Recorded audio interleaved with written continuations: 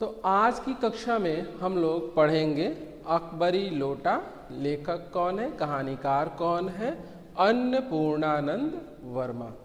तो चलिए शुरू करते हैं इसको। सबसे पहले मैं इसको पढ़ूंगा, रीडिंग करूंगा, वाचन के पश्चात मैं इसको समझाऊंगा। तो अकबरी लोटा। लाला झाऊलाल को खाने पीने की कमी नहीं थी। काशी के ठठेरी बाजार में मकान था। आप लोगों ने नाम सुना ही होगा, बनारस, काशी। आज हम लोग उसे बनारस कहते हैं, पहले उसे लोग काशी कहते थे, आज भी लोग उसे काशी ही कहते हैं। काशी विश्वनाथ का नाम आप लोगों ने सुना होगा। तो उनका मकान कहाँ था? काशी के ठठेरी बाजार में। हर जगह देखिएगा बाजारों का नाम होता है, जैसे हमारे यहाँ पर है करजन गेट बाजार, तेतुल तल्ला बाजार, उसी तरह वहाँ एक बाजार है जिसका नाम है ठठेरी बाजार। तो वहीं उनका मकान था।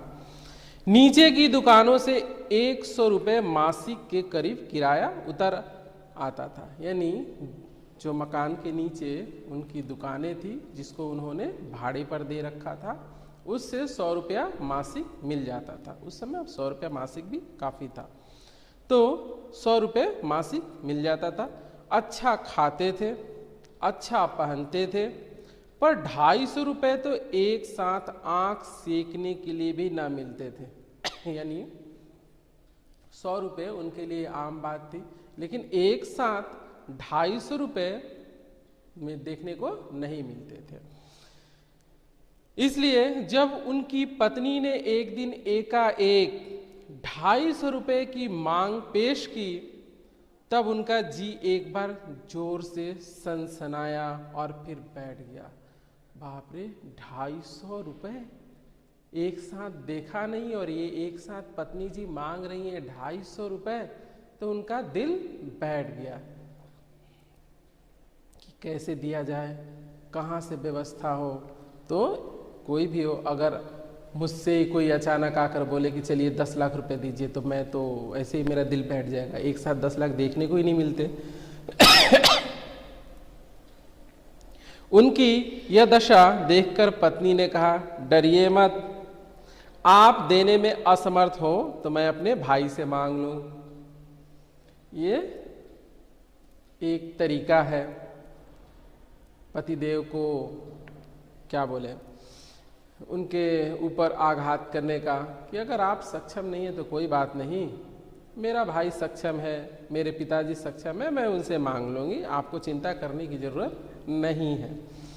लेकिन लाला झाऊलाल भी ऐसे ही छोड़ देंगे? लाला झाऊलाल तिलमिला उठे। उन्होंने रोब के साथ कहा, अजी हटो, 250 रुपये के लिए भाई से भीख मांगोगी? मुझसे ले लेना। अब पति का भी अपना सम्मान है, पत्नी का भी अपना सम्मान है, दोनों का ही सम्मान है। तो अब पत्नी कह रही है कि आप देने में सक्षम नहीं है तो मैं अपने भाई से मांग लूंगी। तो लाला झाऊलाल क्या कहते हैं, 250 रुपये के लिए भाई से भीख मांगोगी? ये उनके अहम में लग गया, उनके दिल को चोट लगी कि पत्नी ये क्या कह रही है, भाई का रोब दिखा रही है, मायके का रोब दिखा रही है, तो भला कैसे सह सकते थे। तो उन्होंने कहा कि 250 रुपये के लिए भीख मांगोगी भाई से?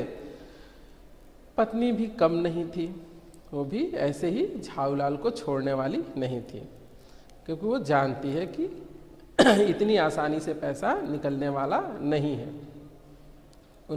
तो पत्नी ने एक बार फिर कहा, लेकिन मुझे इसी जिंदगी में चाहिए, आप कब देंगे वो मुझे नहीं, मैं जिंदा हूं, इसी जिंदगी में चाहिए, अगली जिंदगी में नहीं। अब ये दूसरा प्रहार, अजी इसी सप्ताह में ले लेना। झाऊलाल भी जोश में आ गए। उन्होंने क्या कहा, इसी सप्ताह ले लेना, अगली जिंदगी की क्या बात कर रही हो।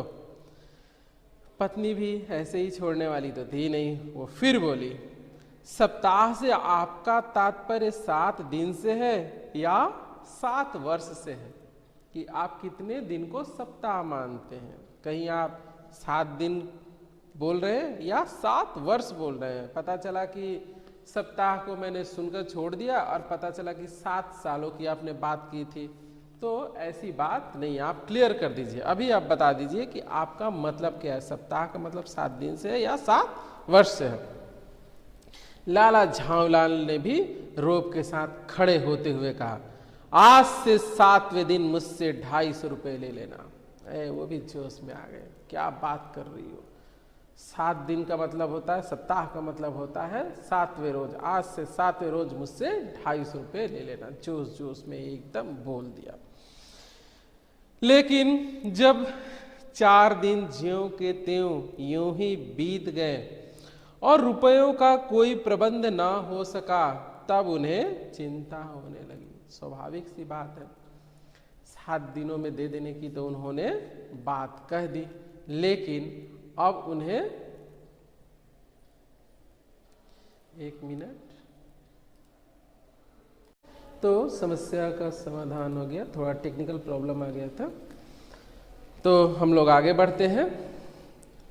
तो जैसे ही 4 दिन ज्यों के त्यों बीत गए, अब उन्हें चिंता सताने लगी कि 7 दिन में देने की तो बात कर दी है, अब कैसे, अब तो 4 दिन बीत गए, 3 दिन ही बचे, कैसे जुगाड़ किया जाए, ये चिंता होना स्वाभाविक सी बात है। और रुपयों का कोई प्रबंध ना हो सका, तब उन्हें चिंता होने लगी। प्रश्न अपनी प्रतिष्ठा का था। भाई 7 दिनों में देने की बात की है और नहीं देंगे तो पत्नी तो ताना मारेगी। बड़े आए, बड़ी बड़ी बातें करने वाले, बोल रहे थे 7 दिन में ले लेना, आज से 7वें रोज ले लेना।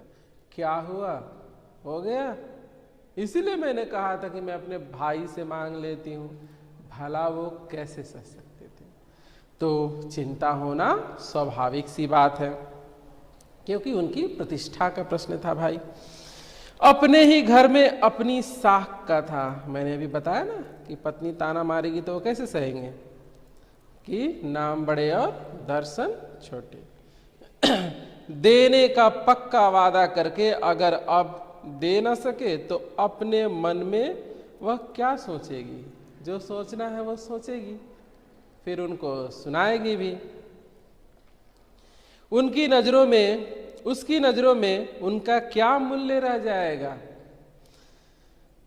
अपनी वाहवाही की सैकड़ों गाथाएं सुना चुके थे कि अब होता है ना, लोग डींगे हाँकते हैं, बड़ी बड़ी अपनी बात, बड़ी बड़ी बातें करते हैं अपने बारे में, हम ऐसे हैं वैसे हैं, ये कर देंगे वो कर देंगे। अब उन सब चीज़ों का क्या होगा अगर 250 रुपये नहीं दे सके तो? पत्नी की नज़रों में उनका कद छोटा हो जाएगा। तो प्रतिष्ठा की बात आ चुकी है। अब जो एक काम पड़ा तो चारों खाने चित्त हो रहे। यह पहली बार उसने मुंह खोलकर कुछ रुपयों का सवाल किया था। यह भी एक बड़ी बात है कि पहली बार उनकी पत्नी ने उनसे मुंह खोलकर 250 रुपये मांग की थी। ऐसे उसने कभी पैसों की मांग नहीं की थी। अगर वो ना दे सके तो फिर काहे के लाला झाऊलाल। इस समय अगर दुम दबाकर निकल भागते हैं तो फिर उन्हें दिखाएंगे।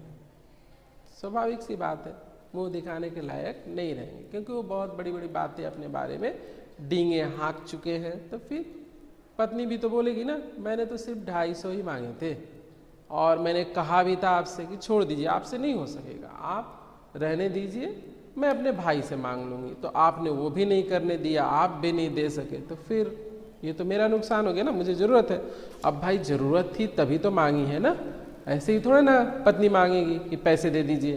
कुछ ज़रूरत होती है तभी लोग मांगते हैं। खैर एक दिन और बीता। चलिए 4 दिन तो ऐसे बीता था, एक दिन और बीत गया।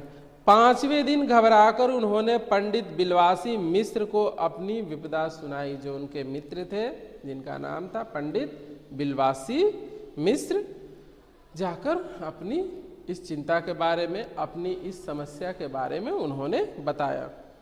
संयोग कुछ ऐसा बिगड़ा था कि बिलवासी जी भी कुछ उस समय कुछ बिल्कुल सुख थे, यानी उनके पास भी पैसा नहीं था, वो भी खुश थे। उन्होंने कहा, मेरे पास है तो नहीं, पर मैं कहीं से मांग जांच कर लाने की कोशिश करूंगा। चलिए ठीक है, मित्र है, मित्र ही मित्र के काम आता है संकट के समय। तो मैं व्यवस्था कर रहा हूँ, ऐसी बात नहीं, मेरे पास नहीं है तो क्या हुआ, मैं मांग चांग कर जुगाड़ करता हूँ, चिंता ना करो। और अगर मिल गया तो कल शाम को तुमसे मकान पर चलो, मांग कर चेष्टा करता हूँ, जुगाड़ करता हूँ, कहीं ना कहीं तो जुगाड़ हो ही जाएगा। तो कल शाम तुम्हारे घर आऊँगा, दे दूंगा। वही शाम आज थी जिस शाम को पंडित बिलवासी मिश्र ने पैसे देने की बात की थी, आज वही शाम थी। हफ्ते का अंतिम दिन, यानी जिस दिन उन्होंने अपनी पत्नी को पैसे देने की बात कही थी। कल 250 रुपये या तो गिन देना है, यानी आज वो अंतिम शाम थी, वादा पूरा होना चाहिए था कल, तो कल किसी भी तरीके से दे देना है, आज अंतिम दिन है पैसे जुगाड़ करने का।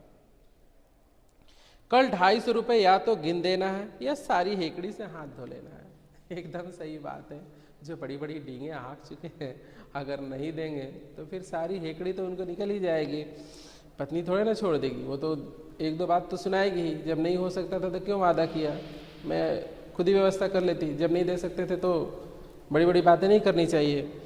तो कह रहे हैं कि सारी हेकड़ी से हाथ धोना होगा। यह सच है कि कल रुपया न आने पर उनकी पत्नी उन्हें डालम फांसी ना कर देगी।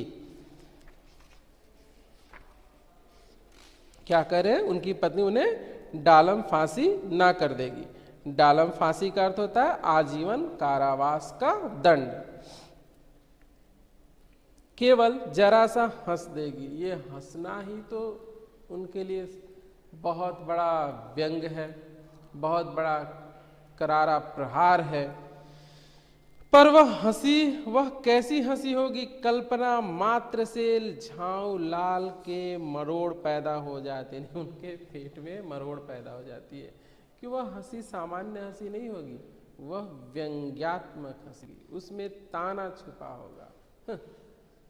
है नहीं, बस वादा कर देते हैं, तो उस हंसी में बहुत तरह की बातें होंगी। तो वो सोच कर ही उनके पेट में मरोड़ उत्पन्न हो जा रहा है। आज शाम को पंडित बिलवासी मिश्र को आना था, यदि न आए तो प्रश्न उनके, अब उनको चिंता सता रही कि अगर आज वो नहीं आए तो क्या होगा, कल दे नहीं पाऊंगा, नहीं दे पाऊंगा तो हो गया सत्यानाश। या कहीं रुपए का प्रबंध वे ना कर सके हों। लोग जब मुसीबत में होते हैं तो तरह तरह की उनकी दिमाग में बातें आती रहती हैं, मन में बातें आती रहती हैं, वो हमारा मन अशांत हो जाता है, फिर तरह तरह की कल्पनाएं करने लगता है कि नहीं हुआ तो ऐसे हुआ तो वैसे हुआ तो ये भी वही उधेड़ बुन में पड़े हुए हैं। इसी उधेड़ बुन में पड़े लाला झाऊलाल छत पर टहल रहे थे। अब पैसा जुगाड़ नहीं हुआ है, बेचारे चिंता में इधर से उधर छत पर टहल रहे थे। कुछ प्यास मालूम हुई, गला उनका सूख रहा था तो उन्हें थोड़ी प्यास की अनुभूति हुई। उन्होंने नौकर को आवाज दी, नौकर नहीं था उस दिन, नौकर कहीं बाहर गया था।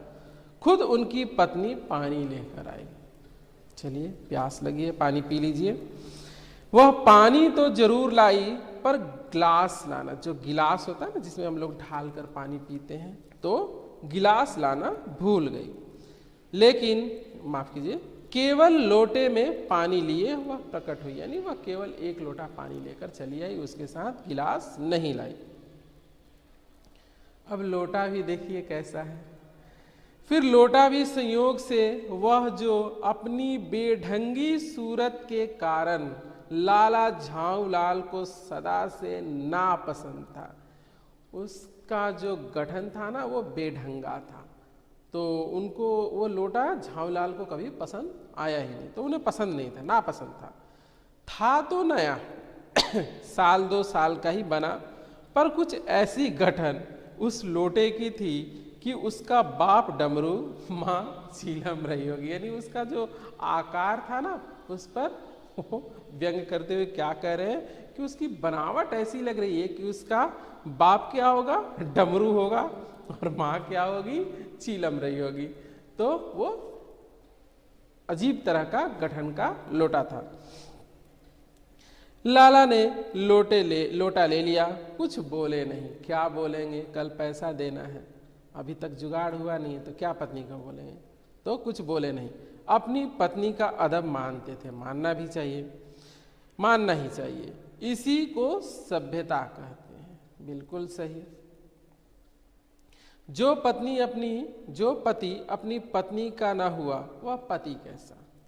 फिर उन्होंने यह भी सोचा कि लोटे में पानी दे, तब भी गनीमत है, यानी लोटे में पानी दे दिया गनीमत है। अभी अगर चू कर देता हूं तो बाल्टी में भोजन मिलेगा, तब क्या करना बाकी रह जाएगा। अगर अभी कुछ बोलता हूं कि इस बेढंगे लोटे में पानी क्यों लाई, तो हो गया, तो चुपचाप अदब मान लेना, ठीक है, वरना क्या होगा, अभी बेढंगे लोटे में पानी मिला है, खाना बाल्टी में मिलेगा, तो आराम से रहने देते हैं। जाओ भाई, हो गया, पानी दे दिया, काफी बहुत बड़ी बात हो गई। लाला अपना गुस्सा पीकर पानी पीने लगा। क्या करें, आप कोई उपाय है नहीं। 1 मिनट।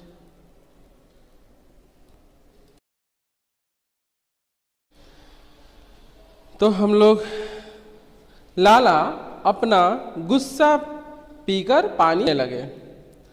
उस समय वे छत के मुंडेर के खड़े थे।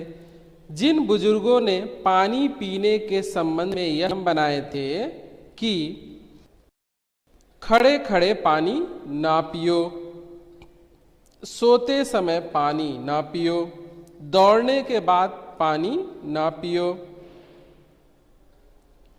उन या नहीं कि छत की मुंडेर के पास खड़े होकर पानी ना पियो। ये तो बुजुर्गों ने नियम बना दिया कि खड़े होकर पानी नहीं पीना चाहिए, सोते समय पानी नहीं पीना चाहिए, सोकर पानी नहीं पीना चाहिए, या फिर अगर दौड़ कर आ रहे हैं तब पानी नहीं पीना चाहिए। क्या ऐसा भी कुछ नियम बनाया था कि छत की मुंडेर के पास खड़े होकर पानी ना पियो?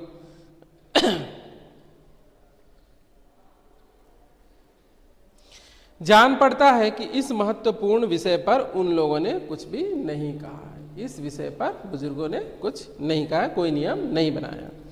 लाला झांवलाल मुश्किल से 2-1 घूंट पिए होंगे कि न जाने कैसे उनका हाथ हिल उठा और लोटा छूट गया। अभी वो 2-4 घूंट ही पानी पिए थे कि उनका हाथ पता नहीं कैसे हिल गया, चिंता में ही हिला होगा, वो चिंतित थे, और लोटा उनके हाथ से छूट गया। अब सोचिए, आप छत पे खड़े, मुंडेर पर खड़े हैं, और वहाँ आप कुछ भारी चीज हाथ में लिए और वो छूट जाए तो क्या हो सकता है।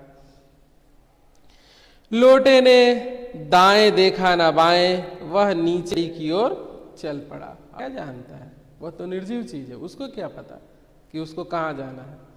तो वह सीधे नीचे चल पड़ा। अपनी वेग में उल्का को लजाता हुआ, जिसे हम लोग उल्का पिंड कहते हैं, आकाश में देखिएगा उल्का पिंड तेजी से निकल जाते हैं, तो उल्का को लजाता हुआ वह आंखों से ओझल हो गया। यानी बड़ी ही तेजी से वह, क्योंकि उसमें पानी था, भारी था, तो तेजी से गिरेगा, तो ओझल हो गया। किसी जमाने में न्यूटन नाम के किसी खुराफाती ने पृथ्वी की आकर्षण शक्ति, जिसे हम लोग गुरुत्वाकर्षण शक्ति कहते हैं, उस आकर्षण शक्ति के नाम की एक चीज इजाद की थी। यानी जो न्यूटन ने ग्रेविटी का जो लॉ खोजा था, गुरुत्वाकर्षण का नियम खोजा था, तो यहाँ वो कह रहे थे पता नहीं किस खुराफाती ने यह नियम खोजा था, इजाद किया था। कहना ना होगा कि वह सारी शक्ति उस समय लोटे के पक्ष में थी, था ना, उस लोटे के पक्ष में ज्यादा था, वह बड़ी ही तेजी से नीचे गया। अब लाला को काटो तो बदन में खून नहीं। अब भाई आपके हाथ से भी नीचे लोटा छूट जाए, कुछ भी भारी चीज छूट जाए, आपको पता है कि वो गली, जिस रास्ते, जो रास्ते पर आपका घर है, वहाँ लोगों का आना जाना लगा रहता है, आपके हाथ से छूट जाए तो आपका भी क्या होगा, खून सूख जाएगा। पता नहीं किसके सर पे गिरे, किसके पैर पे गिरे, सबसे तो ज्यादा किसके सर पे गिरे, उससे तो बड़ी दुर्घटना घट सकती है। तो उनकी भी वही स्थिति थी, काटो तो बदन में खून लग रहे, उनका खून सूख गया जैसे। ऐसी ऊंचे तिमंजिले से भरे हुए लोटे का गिरना हंसी खेल नहीं। हम लोगों ने क्या पढ़ा कि उनका घर कहाँ था? ठठेरी बाजार में। अब बाजार है तो भीड़ भी होगी, तो वहां लोटे का गिरना, वो भी तिमंजिले मकान से, सोचिए क्या हो सकता है। यह लोटा न जाने किस अनाधिकारी के झोपड़े पर काशीवास का संदेश लेकर पहुंचेगा। पता नहीं किस व्यक्ति के सर पर गिरेगा और उसे मृत्यु लोक को पहुंचा देगा। काशीवास अधिकतर लोग कहते थे, कहा जाता है काशी में जिसकी मृत्यु होती है वह मोक्ष को प्राप्त करता है, सीधे उसे मोक्ष मिल जाता है। तो यहाँ वही कह रहे हैं कि पता नहीं किसको काशीवास का संदेश मिले तो उसे पहुंचा दे। तो आज हमारी कक्षा इतनी ही देर है, अगली कक्षा में हम लोग जब मिलेंगे तो इसको पूरा खत्म करेंगे।